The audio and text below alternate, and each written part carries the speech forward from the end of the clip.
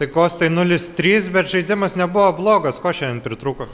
Tai manau įvarčių pritrūko, turėjom momentų įmušti įvarčių, neįmušėm, gal jų vartininkas kažkur patraukė, tai įvarčių trūko, nežinau, neblogai žaidėm, gal kažkur jie geriau žaidė, bet apylygios varžybas buvo, bet jie tiesiog daugiau įvarčių įmušė.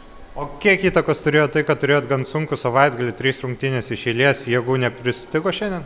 Na gal kažkiek pristigo, bet negalima ieškoti pasiteisinimų, reikia žaisti kiekvienas varžybas, eiti kovoti. Tai manau, aišku, pritrūko, 3 varžybas sužaisti per 3 dienas yra ką veikti, bet vis tiek sezonas yra sezonas, mes turim būti tam pasiruošę. O ką treneris akcentavo prieš trečią kėlinį, kai dar 0-2 buvo ir toks vieną įmušį ir jau kabinės rungtynės?